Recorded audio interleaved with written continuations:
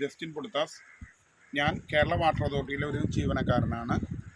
ഞാൻ Manjanakkad saint Francis Xavier church ഇടവക അംഗമാണ്. മഞ്ഞനക്കാട് KLCA യൂണിറ്റിൻ്റെ സെക്രട്ടറിയും കൂടിയാണ്.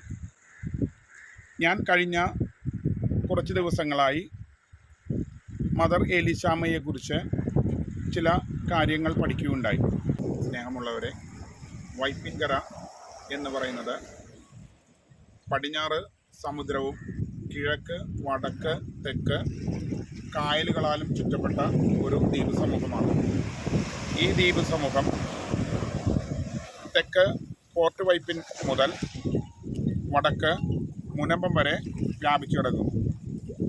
ഈ പ്രദേശത്ത് 3 ലത്തീൻ രൂപതകളും 1 വീതം സീറോ മലബാറും സീറോ മലങ്കര രൂപതകളിലുമായിട്ട് 24 ഇടവകകളാണ് സ്ഥിതി ചെയ്യുന്നത്.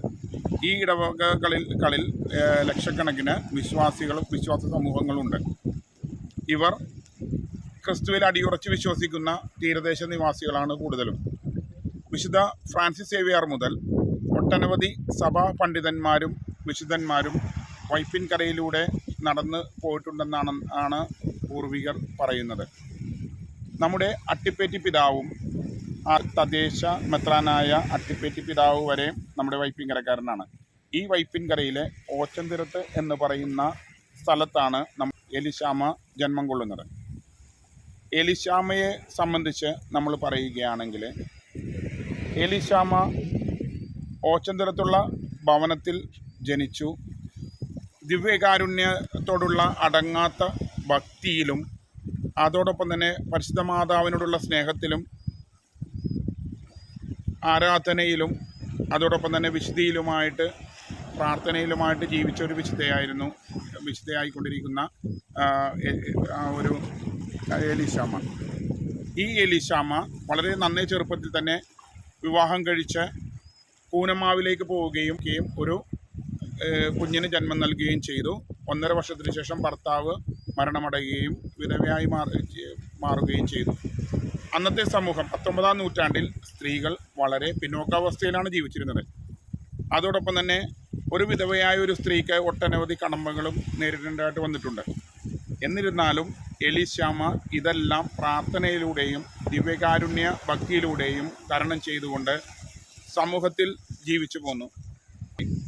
ഏലീശാമ്മ പ്രധാനമായിട്ടും പ്രാധാന്യം നൽകിയത് സ്ത്രീകളുടെ നവോത്ഥാനത്തിനാണ്. 19-ാം നൂറ്റാണ്ടിൽ സ്ത്രീകൾ വളരെ പിന്നോക്കാവസ്ഥയിലായിരുന്നു. നമ്മൾക്കറിയാവുന്നതുപോലെ തന്നെ ഈ സ്ത്രീകളുടെ കുറിച്ചുള്ള കാഴ്ചപ്പാടുകൾ പഴയ പല ഗ്രന്ഥങ്ങളിലും നമ്മളെ കാണിക്കുന്നുണ്ട്. VT ഭട്ടതിരിപ്പാടിൻ്റെ അടുക്കളയിൽ നിന്ന് അരങ്ങത്തേക്ക് എന്ന ലേഖനത്തിൽ സ്ത്രീകളുടെ പിന്നോക്കാവസ്ഥയെക്കുറിച്ചും അതും നമ്പൂതിരി സ്ത്രീമാർ, ഏറ്റവും ഉന്നത കുലത്തിലുള്ള നമ്പൂതിരി സ്ത്രീമാരെയാണ് അവിടെ പ്രതിപാദിക്കുന്നത്.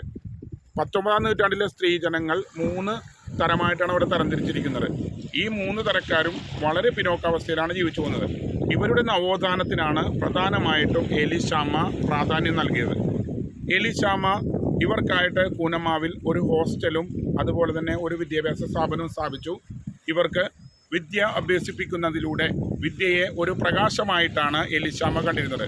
ഈ പ്രകാശ കിരണങ്ങൾ വഴി അന്ധകാര ശക്തികളെയും അതോടൊപ്പം തന്നെ സമൂഹത്തിൽ നിലനിന്നിരുന്ന അനാചാരങ്ങളെയും തുടച്ചു നീക്കാനായിട്ട് വിദ്യ സഹായിക്കുമെന്ന് ഏലീശാമ്മ മനസ്സിലാക്കിയിരുന്നു.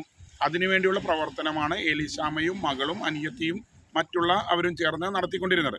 നമ്പറിൻ്റെ എല്ലാവിധ ഭാവങ്ങളും നേരുന്നു. അവർക്ക് അവരുടെ പരിശ്രമങ്ങൾക്ക് നന്ദി പറയുന്നു. ഈ ദിവസത്തിൻ്റെ എല്ലാവിധ ആശംസകളും അർപ്പിച്ചുകൊണ്ട് ചുരുക്കുന്നു.